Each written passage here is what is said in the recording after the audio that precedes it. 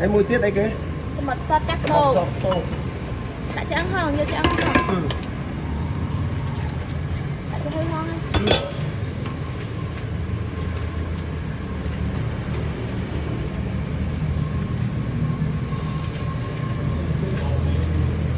Tiêu giờ xay ra đấy bông. Thật phơi à. Bà. Thật là phơi hè đã xay cho nó lê và hết đây thôi. Vô hạt món đấy. Là tính. Bây giờ mình thôi. Chiên mì đấy à. Xanh chém. Tại sao trắng tính.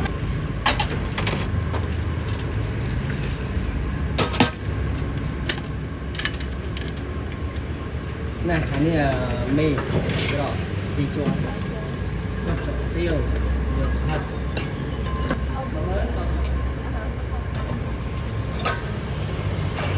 Em em món này. Bắt cho bắt quát à.